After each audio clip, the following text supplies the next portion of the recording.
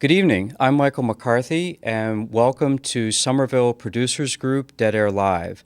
Tonight, we have a very special show for you, and it is a live Toastmasters meeting.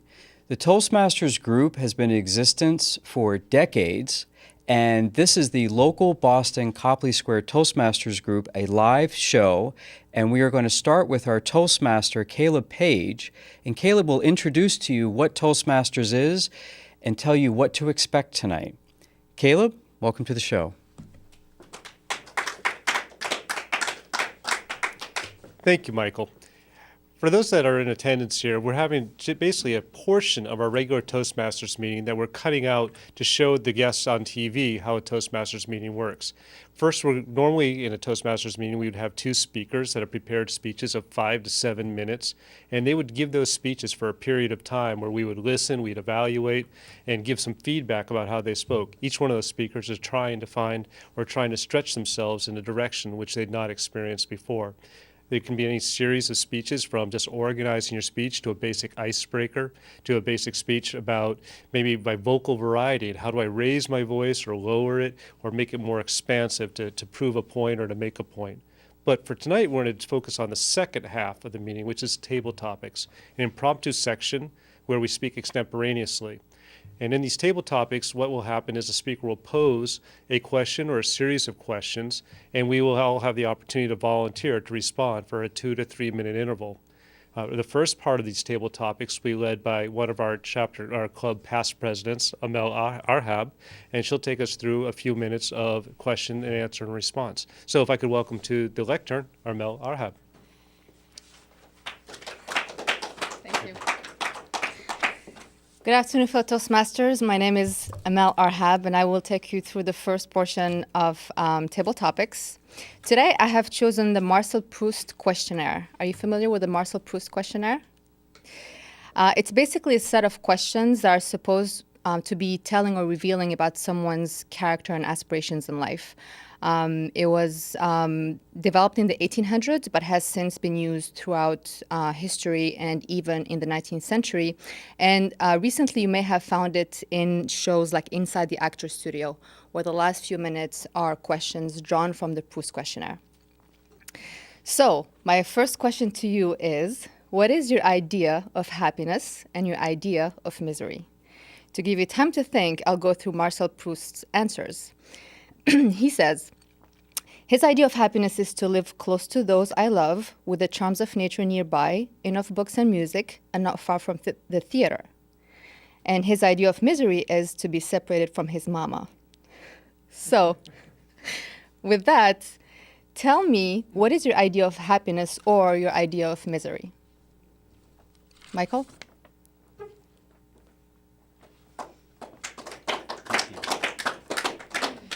Thank you, Amel.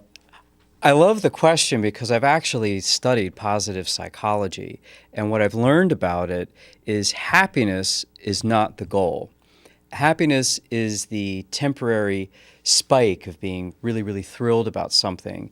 From what I've learned from the experts about happiness, the goal is contentment.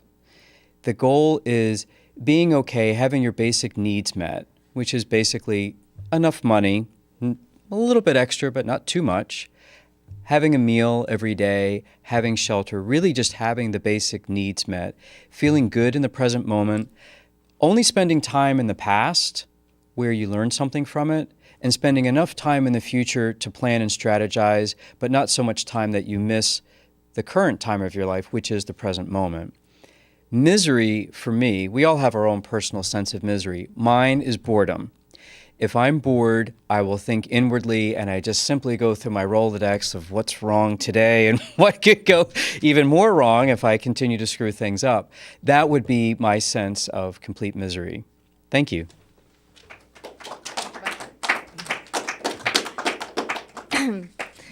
The Marcel Proust questionnaire actually was developed by a woman. The questions were drafted by Antoinette Faure, who is daughter of the French president in the 18th century, Félix Faure. But it has never quite been as popular until her friend Marcel Proust was the one that actually answered the questions and made them public. The other place where you can find this questionnaire, if you read Vanity Fair magazine, you will see that the last page of this magazine is always a one-pager, and these of interview of one person, and these questions are drawn from the Marshall-Proust questionnaire. So my second question from this questionnaire is, what is your favorite motto in life? Your favorite motto. Mine it's not about the destination, it's about the journey. But the one from Marcel Proust is one that can't be boiled down, but acknowledges the beauty and goodness that can be found in nature.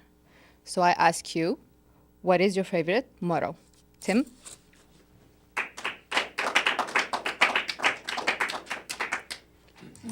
Hello, everyone. My name is Tim. It's kind of funny. The last question kind of ties into what I was going to say now. So for me, every day when I wake up, I like to say to myself, why can today not be the best day of my life? What stopped me from being happy today? And for me, that's very powerful. And I think of all the good things in my life. And that's the one motto that really just drives me in my life. Just thinking when I'm doing something, maybe bike riding or hiking or just doing anything at all, I like to think, this can be the best moment of my life right now, and I'm enjoying it. I never like to really think, oh, while I'm biking, about my problems or anything else in life. Just today's a great day. I should be thankful for it, and I enjoy it. And that's my motto. So thank you. Thank you very much. Very positive motto. Anybody else want to try? Rashid? Hello, folks. My name is Farshid. What is my motto? And it kind of ties into the previous question that you had. Everyone wants happiness. You go on Google, you search on Google, you're going to see a million hits all of a sudden of what makes people happy. There's a ton of books out there on happiness. One of the things I focus on about my motto and kind of ties into happiness is what's attributed to Gandhi. No one knows exactly if he said it, but be the change you want to see. I want to see a lot of changes outside, but I want to see a lot of changes that maybe I can bring about. So what are those things? And every day I'm thinking about what are the things that I can bring about that not only will help me, but it will also help the people around me. And that's one of my mottos that I think about all day. Thank you. Another one of my motto is life begins outside of your comfort zone, which I try to live by every day. Anybody else for this question, or should I go on to the next question? Yeah. Hello, everyone. My name is Anastasia, and I wanted to comment about the risky thing every day to do something different, something adventurous, and today is that moment. So I also wanted to say that I like helping people and making a difference for someone every day, and I do it at work, helping people to move in their beautiful home every day and be able to accomplish that dream. So that's my motto. Thank you, everybody. Thank you. Anybody else wants to try this question? I'll go. Okay, Tim. Thanks. Thank you. My name's Tim, the other Tim. So my motto and what causes, I guess, to not be miserable or causes me to be happy is to always live in the present moment. And I heard these couple things that's been guiding me for the past, I don't know, I would say about a year, which is this whole mindfulness movement. And I think people have probably heard about it, but I'm going to try to encapsulate it to you and tell you why it's my motto. And the motto being is live in the present moment. The idea behind it is that the only time you'll ever be happy or peaceful is in the present moment. Because if you think about the past, and I agree, somebody said here that thinking about the past, just ruminating through I think it was Michael, the Rolodex of crazy stuff that could or bad stuff that could happen, that is to me is going out of my motto and the misery. Even when I look forward to a vacation in the future, for some reason, that's starting to ring hollow for me. So my motto is just think about living in the present moment.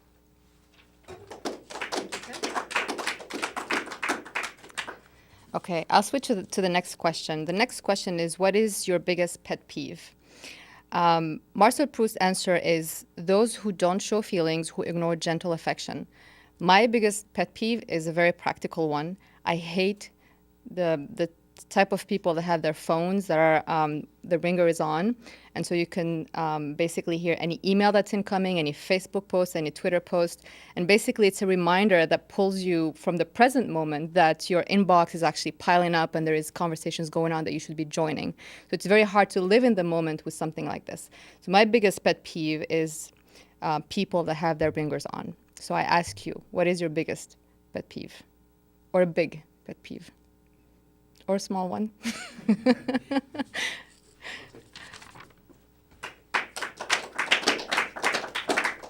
Thank you. Again, my name is Caleb Page. For pet peeves, they can run a wide range. I mean, there's the daily interruption of the cell phones or people holding conversations on their phone while they're right there in front of you. And that pet peeve, I absolutely agree with you on that. For me, really, though, the pet peeve that comes to this, for my mind, is really the pet peeve of laziness, of watching people. I'm saying, well, I don't understand the lack of productivity that somebody has, that lack of energy. And I just can't understand it especially when we depend on our coworkers or on other people around us. Say, well, geez, could I just have a little bit of help in what it is I'm doing? Because I just don't understand it. It's just so far removed from my understanding of being able to relate to somebody not taking the initiative and moving forward. So for me, pet peeve, I would say laziness or sloth. Thank you. Yes, John? My name is John Dove, and some of my pet peeves are slogans or mottos that really just don't mean anything. I mean, like, lead from the heart. I mean, what does that really mean? Or like one of my ones that I really don't like is like, live every day as if it were your last. Well, if I was going to live every day as if it was my last, I would not pay any bills. I would eat an awful lot of Haagen-Dazs chocolate ice cream. And let me tell you, it just doesn't work for me. So that's some of my pet peeves. Okay. Thank you. Tim?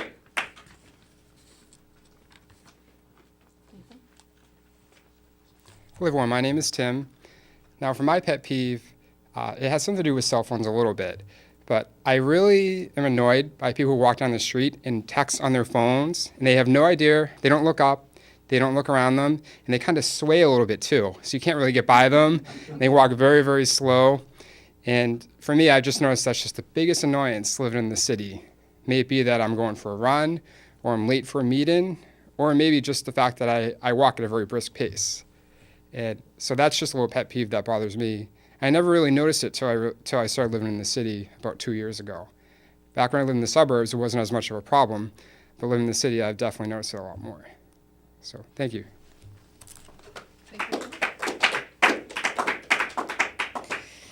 I am reading a book currently called Curious. The author is, if I'm correct, Ian Silverman, and he is saying that his biggest pet peeve is people that are incurious, because it's kind of a waste of your energy and thinking and your time, really. Anybody else wants this question, or should I move on to the next one? Rashid?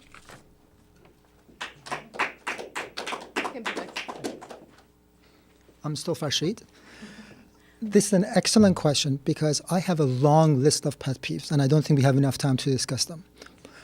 And I think the main reason for pet peeves, what bothers me is folks who don't care about other people. Ignorance. So if you get on a busy train, you still have your backpack, and you turn around and you hit other people. Or you turn on a street driving your car without putting on your signals. That kind of bothers me.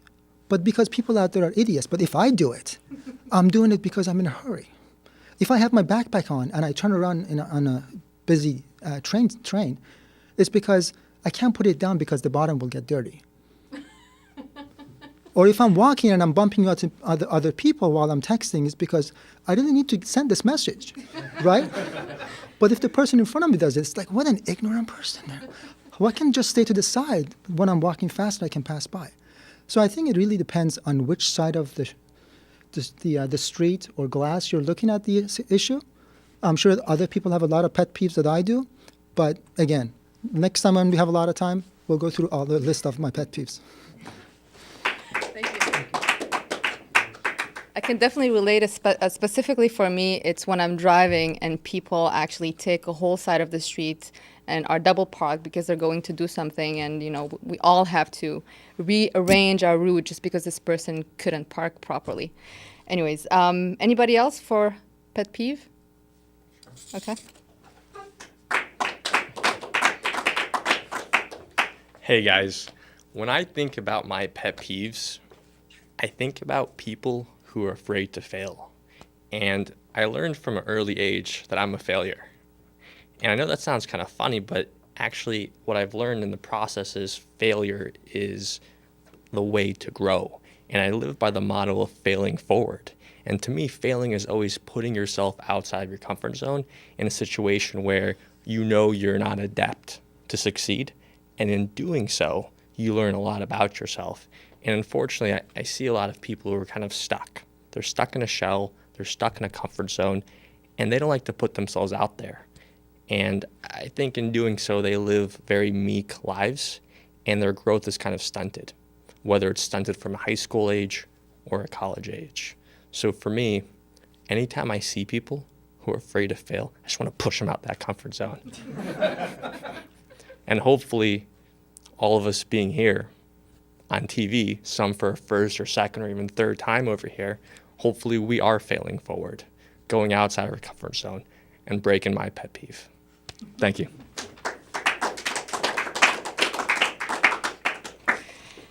Jay-Z, one of my favorite rappers, said that he could never learn from success, that he could only learn from failure. So I agree that failure is actually the way to go because you can learn and grow from it. So I will move on to the next question, which is, what is your favorite quality or virtue in yourself or somebody else? When Marcel Proust was asked this question, he said, for the question, what is your favorite qualities in a man, he said, intelligence and moral sense. When asked, what are your favorite qualities in a woman, he said, intelligence, naturalness, which is weird, and gentleness. But overall, when asked what is your favorite virtue, he says, all virtues that are not partisan, the universal ones. I assume the ones that will cross party lines, geographies, times, and so on and so forth.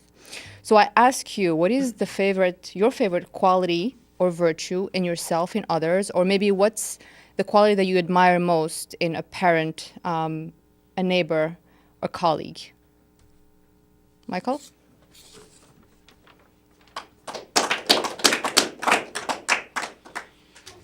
I'm Michael McCarthy. Thank you, everyone. My favorite quality about myself, which is not necessarily the favorite quality that my friends have about me, but it's the one that I like, is my adaptability. I can fit in anywhere, anytime, any place, and I'm okay. Mostly I take the motto of, if I can't change my environment or my circumstances, the one thing that I can change is my attitude and my response to it. I like variety, so if I happen to be stuck for 10 hours at an airport trying to go home, most people get upset. Instead, I take it as an opportunity to do something interesting at the Frankfurt airport for 10 hours that I never really thought. And we had one situation where my sailing team, we went to Provincetown. The minute we arrived, we realized that we had an engine leak. And we had to return right away because we didn't know how long it was going to take to get back to Boston. So I was the only person who was allowed off the boat. I went to shore. I had to get what were called engine diapers, which collects all the drippings from the engine. And I got a cup of coffee while I was out. And as we went back, everyone was very disappointed that we had come all this way and didn't have a weekend. And I said to everyone, well, imagine you wouldn't be here if this hadn't happened. And they're like, well, what do you mean? I said, well, if I said to you, do you want to go to Provincetown and get some diapers and I can get a cup of coffee and then we'll go back to Boston? Everyone's like, no, we wouldn't go. As it turns out, I was on the boat with a bunch of MIT engineers and we spotted some whales and a whale watch boat. And with these engineers, I asked them if they could play around with the trajectory and the speed of the boat, and we triangulated where the whales were, because we're a sailboat, we were very slow, and we ended up feeding whales with the sailboat, and they were right next to us. And it would not have happened had we not sailed to Provincetown to get some diapers and a cup of coffee. Thank you. That is a great story. And adaptability is definitely one of my favorite qualities. And even when I interview for the firm, that's one of the number one things that I look for is adaptability. John? I'm John Dove, and yes, somebody earlier made mention of the positive psychology movement. At our company, where I've been CEO and president of a startup, so intense kind of teamwork. And we brought in an organizational development person who introduced us to the positive psychology movement. In fact, you can take a test. It's from University of Pennsylvania. You can take this test and find out how what your strengths are. There are no weaknesses in this model. You only have strengths, and there are 24 of them. We all have the same 24, but in different order. It wouldn't be surprising to almost anybody who knows me that a lot of my major strengths are curiosity, love of learning, bravery, number of things like that. But it was also interesting sometimes to think about, well, so what are some of your 23rd or your 24th strengths? It's not a weakness, mind you, it's just your 23rd or 24th strength. Now, I do a lot of work promoting the benefits of our company and what we do and what we're about. We're changing the world. So it wouldn't surprise you to discover that humility is my 24th strength. Now, that doesn't mean that actually humility isn't important to me. And so I have to be aware by knowing that it's my 24th strength, meaning I don't have much of it, that if a situation calls for humility, I may need to get some help from some of my colleagues to step in and help us get this set right. So having this understanding of these strengths was actually very helpful to us.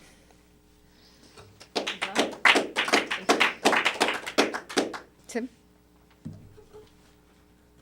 Thank you. My name's Tim, and the question is, what are the strengths that I feel good about? So I would say above all, it's the willingness to try just about anything. And I know this, and from this group of people, I think we probably all hold that strength. And I'm going to give a couple examples of some ridiculous things that I've tried, and have done that I think actually shaped my life. So at one point, I was a physical therapist. I think some of you guys might have known this. And now I'm an IT person. But there was actually this weird little gap in between the two where I quit my job and thought that I could become a musician. Now, I don't know what the hell I was thinking. I don't know if I should say it on TV. But anyways, I quit my job. I tried out for bands. I wasn't really that good of a guitar player.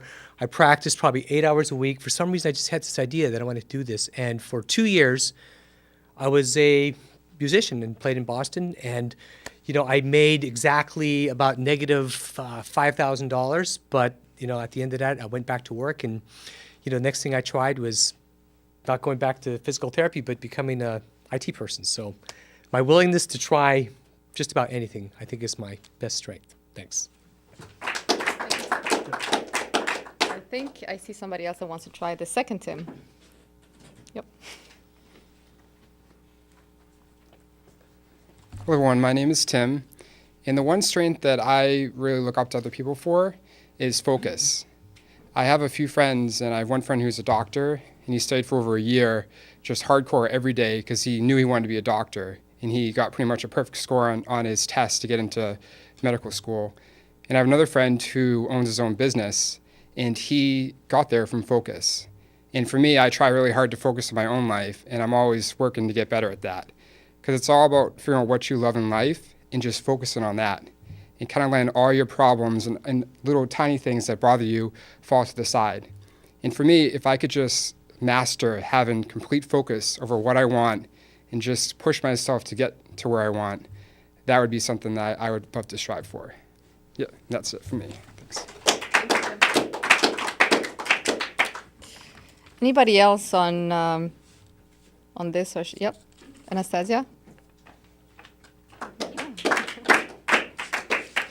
I was going to add to what Tim mentioned.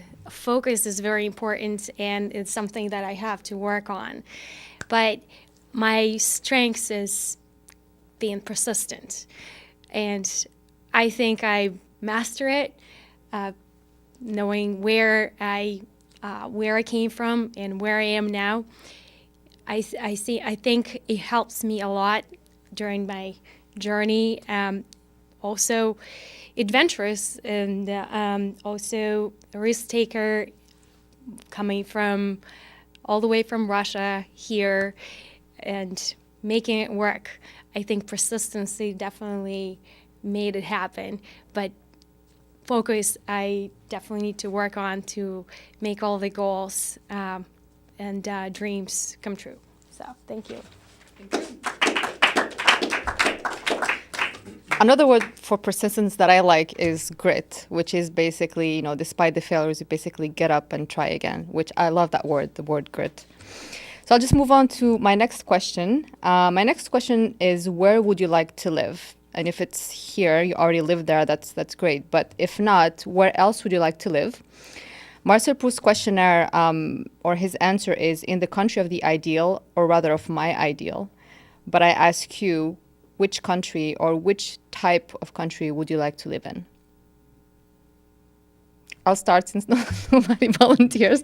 I would love to live somewhere by the beach or the ocean, where the weather is much nicer than what we have in Boston, where the temperatures are in the 20s or the 30 degrees Celsius, but near the ocean. That's really where I would like to live. But anybody would like to take on the question? Yep, Tim?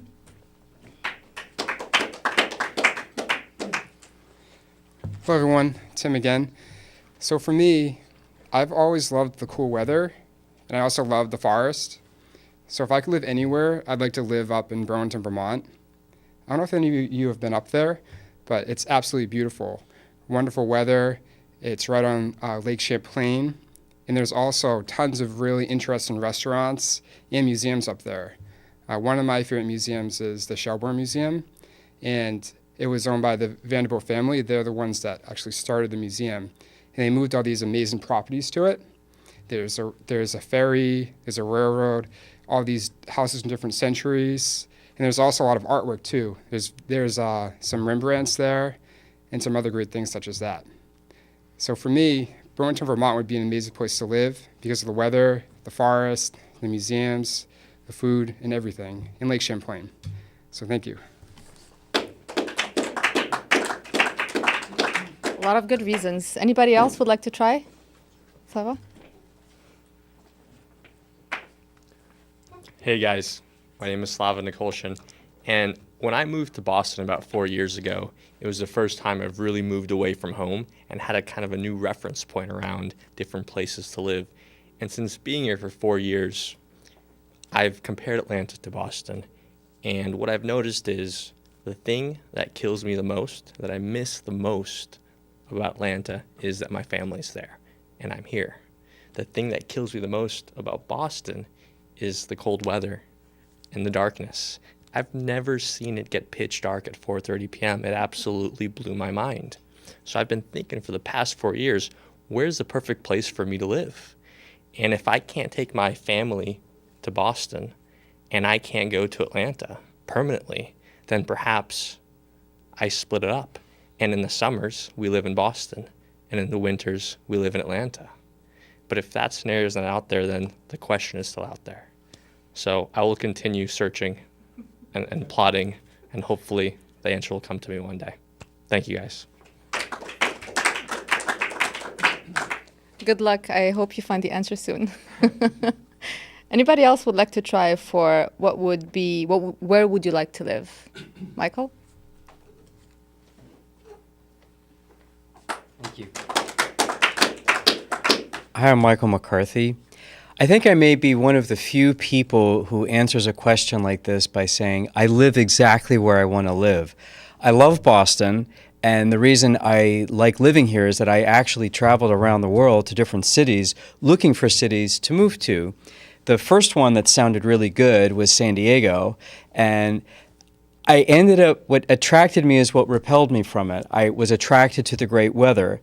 And when I got there, the weather was great, and everyone said every day it's great weather. And I thought, I'll never get any work done because I'll always feel guilty that I'm not outside playing. And I'm probably going to take for granted this wonderful weather. It won't be special anymore. So I left San Diego. I lived in New York City. I liked that until it became too crowded. Actually, it didn't become too crowded. I got tired of all the people that were crowding me. I then moved to Berlin for a while. And while I was in Berlin, I love speaking German. I love all the activity that is in Berlin. However, when it came time to signing a lease, I looked around at my surroundings and I said, it's gray here. Literally, the sky is gray, the buildings are gray, the sidewalks are gray, people's complexions are gray. And I didn't feel good about that, so I left. I ended up moving to Texas for 3 weeks, thinking I'll go around my friends. I have some very good friends in Texas. And while there, I realized there's no water in Texas. And I have always lived near water, and I didn't realize how much I need it. So 3 weeks into it, I'm the first person to acknowledge a mistake. And I said, Texas is a mistake for me. So I came back to Boston. I live about maybe 50 yards from the Charles River. I hop into a sailboat in about 15 minutes from my apartment. There's a larger sailboat that I sail with MIT, this 43-foot thing in the harbor. That takes 20 minutes on the bike to get down to. I love all the different seasons. I'll catch a boat and go to the beach, go to Provincetown or go to South Boston, and then I swim every day. So I've just acknowledged the fact that I need water, I need different seasons, and I like smart people. And when you're near Harvard and MIT, it's really hard to miss people with 4-digit IQs, and I like that. Thank you. Your life sounds awesome, Michael. I think that's all the time we had for this. I just wanted to close with my favorite answer of this questionnaire is they asked him, how do you wish to die? And he said simply improved and loved, which I think is great. So with that, I'll pass it back to our Toastmaster, Caleb. Thank you, Amel. Very nice questions and very thoughtful, introspective. I very much enjoyed that. One of the beautiful things about Toastmasters is where else we get to make errors in front of a bunch of people and get the feedback that we want on those errors. For us trying here tonight and talking and things we go through as we give our 2 to 3 minute responses to the questions that Amel posed, maybe we sat down, we thought about them and said, geez, you know, if I had a second chance to answer that question, how would I have said it? And for those that might be watching, they might say, you know what, I would have answered this question that way. It's almost like watching HGTV and why do they argue over these things? We would have done it that other way.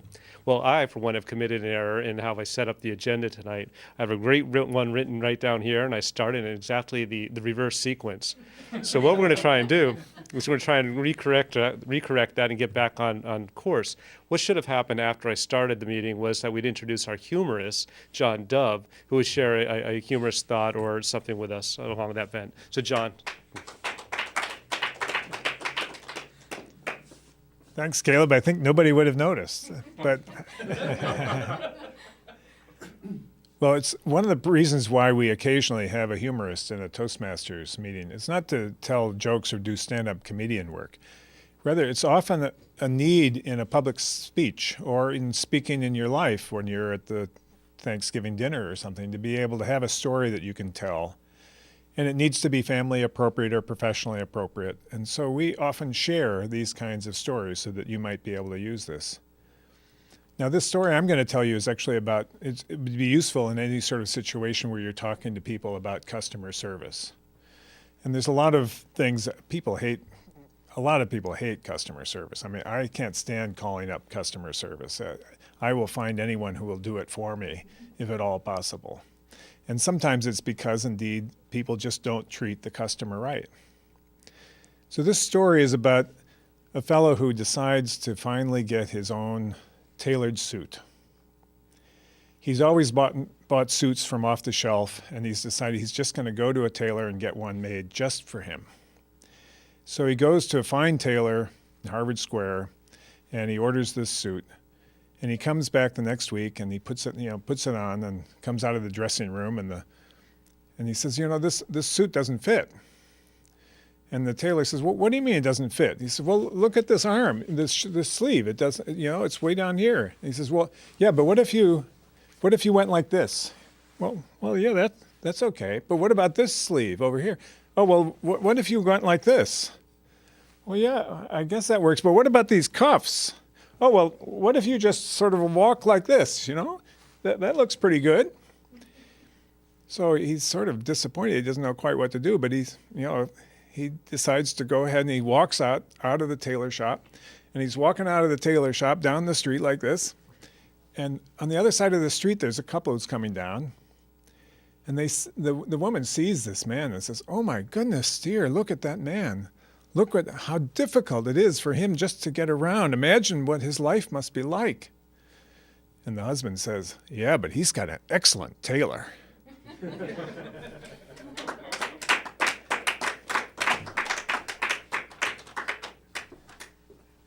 Thanks. Sorry to leave you hanging there, John. I was just thinking about the tailor I've had and the contortions that I've gone through. I forget one point there was a boss I had, and we went to the Falafel King in downtown Crossing. I don't know if anybody's been there.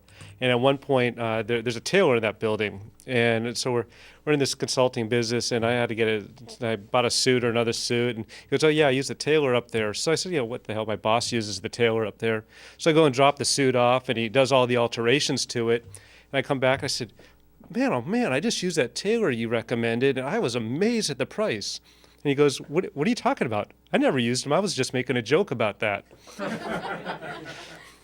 So anyways, we'll move on to the second portion of the meeting, which will be another round of table topics. And with this one, have Slava Nikolshin come on up and take us to that part. Come on up. Thanks, Slava. Yep, thank you, Taylor. Hey guys, my name is Slava Nikolshin, and I get to do the second half of table topics. And I was very impressed by the thoroughness and depth of Amel's questions. And typically I do something like that too, but not today. Today I'm deciding to be just kind of off the cuff. So I actually created 6 categories of questions. And instead of telling you the questions first, I'm gonna tell you the categories. You choose the category, then I'll tell you the question.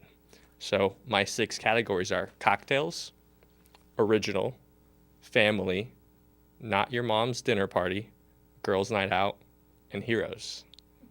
So let me repeat those again. We got cocktails.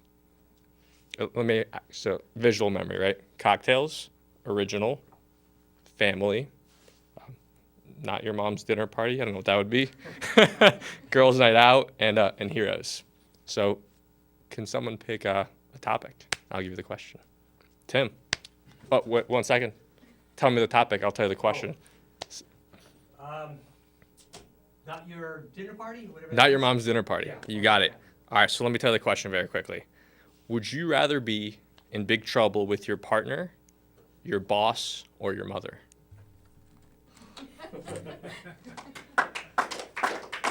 Thanks. I think I might change categories here. Who would I want to be in trouble with? Could you repeat that question again? Yep, absolutely. Would you rather be in big trouble with your partner, your boss, or your mother?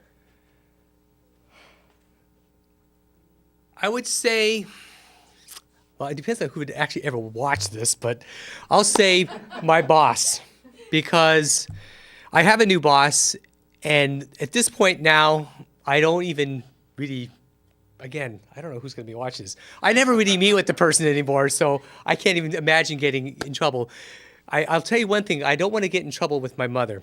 Even though she's fairly old, there's something about parents that even if they don't even say anything, at least in my family, you could just feel your heart getting ripped out, like you've just disappointed everybody, and it's this big mess. So I would definitely have to go the boss route. Thank you. Thank you, Tim. So guys, I have about 16 minutes and 8 questions of 6 categories. So we're gonna do some repeat of the questions, similar to Amel. So I'll give someone else a chance to answer this question unless you want me to go to another category. Nope. Okay, so once again, cocktail, original, family, not your mom's dinner party, girls' night out, or heroes. Farshid, what's the heroes? Okay. If you were a scientist, what problem would you work on?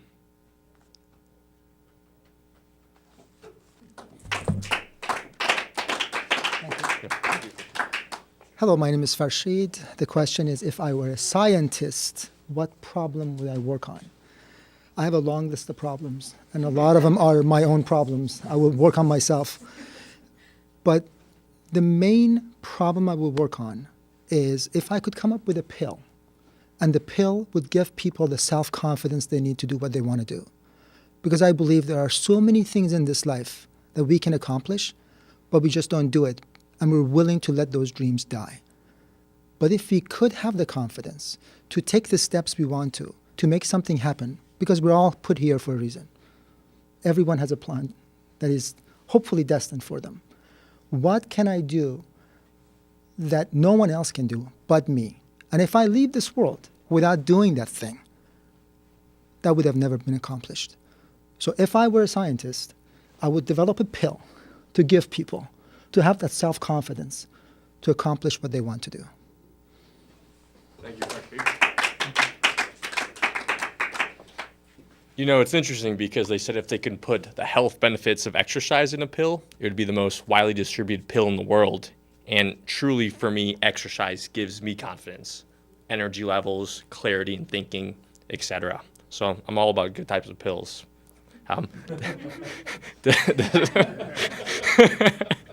Does anybody else want to address that question before we jump in a different category?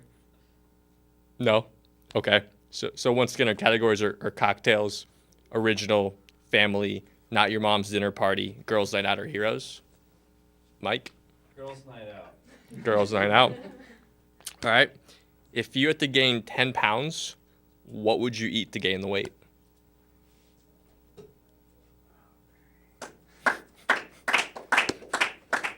Thank you, Mike. Thank you. The question is, if I had to gain 10 pounds, what would I eat?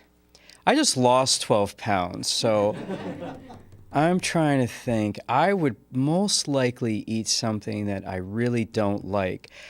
I know what I would do. The way that sumo wrestlers gain weight is they eat a ton of food and they go to bed. I would probably get, let's say, scrambled eggs with lard after I had 3 martinis, so I would be drunk enough that I would have the scrambled eggs and lard.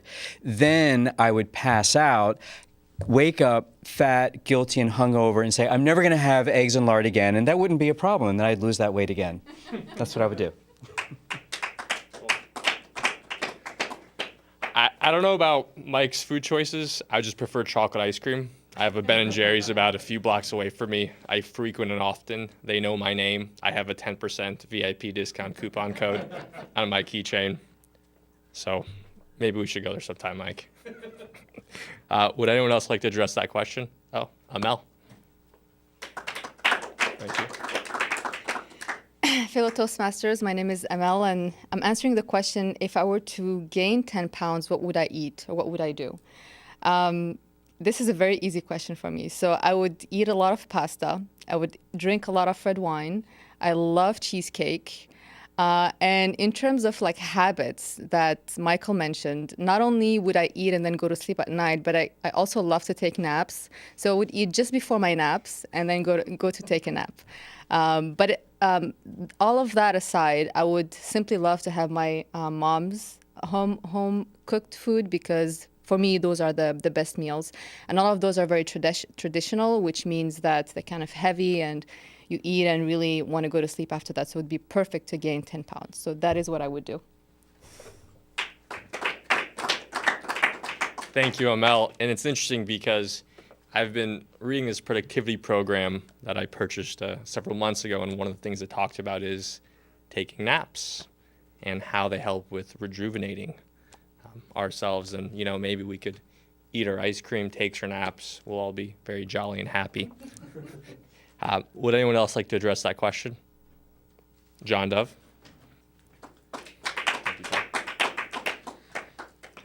Well, I'm going to tell you a story about gaining lots of weight that my father used to tell at Thanksgiving. It was our favorite story. In fact, it was such a favorite of ours that we couldn't wait until tell the Mr. Myers story, tell the Mr. Myers story. And he would only wait until we'd already had mashed potatoes and the pumpkin pie and the turkey and the gravy and everything else. And we'd already started eating desserts and we were eating the chocolates afterwards. And finally, he would tell the Mr. Myers story. This is really weird. It was a true story of when he was 8 years old. And he grew up, he was born in 1897. So I'm the late son of a late starter. So this is in a small town in Iowa. And Mr. and Mrs. Myers lived across the street. And Mr. Myers was a huge man, maybe 300 pounds. And he loved his Thanksgiving dinner. And late one Thanksgiving night, my father slept in the room up front. He heard out in the street Mrs. Myers calling up to his father saying, Mr. Dove, Mr. Dove. And it was late at night. So he woke up his dad and mom, and they went across the street, and it turned out that Mr. Myers had fallen asleep in the living room, and she couldn't wake him up. So couldn't get him up to his bed. So they roused several other families in the neighborhood, and they all came into the neighborhood, and it was really hard to carry Mr. Myers up the stairs to his bed. But they all got together and were able to lift him and bring him up to his bed and put him into his bed, where he slept for 3 days, and then he died. And at that point, my brother would say to me, "So, John, you feeling a little sleepy now? Why don't you take a rest?" So this was our favorite story, all about gaining too much weight on Thanksgiving.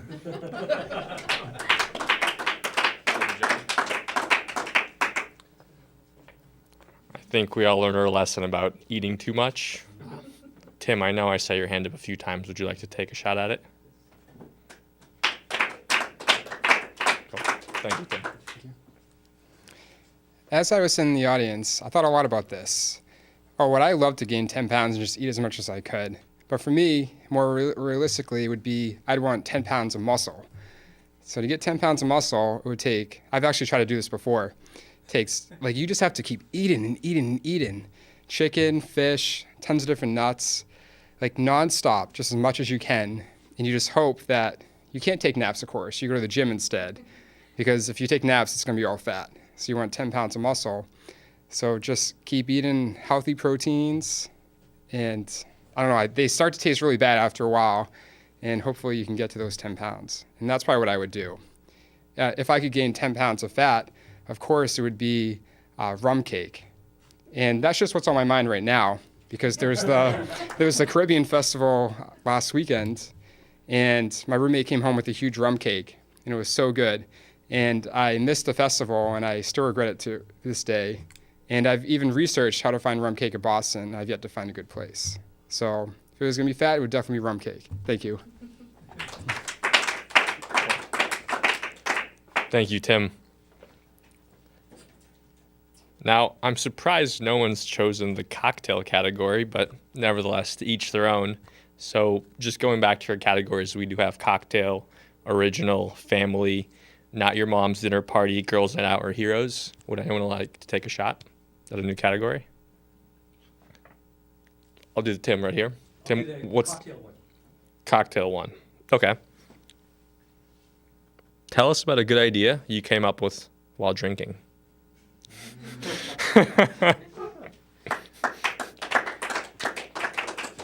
Thanks. A good idea. Well, I'll tell you what an idea. Let's see. Well, I'll tell you about an idea that we thought was good at the time when we were drinking, but might not have been really an excellent idea. So there's this. I grew up in the country, so a lot of this stuff, the city stuff, is different. But country folk like me, our sense of fun is probably skewed to people that didn't grow up in the country. So our brilliant idea was to scale the side of a. First, we drank a lot. And then we came up with the idea, scale the side of this dam by holding on to an electrical cable that ran up the side of this cement wall that probably was about 300 yards long. So we climbed up the thing, and at one point, I think the courage or the drinks or something wore off. So at that point, actually, it was not a good idea. But I just remember being on that sheer cliff thinking, at one point, we thought this was just the best, awesome idea. And now that we're up here, probably about to die on the way down, it wasn't such a great idea. But we did survive. And I'm sure everybody else has stories similar to that one. Thank you, Tim. I saw a few other hands up. It seems like all of us have a lot of great ideas while we're drinking. Tim or Farshid, did you guys still want to come up?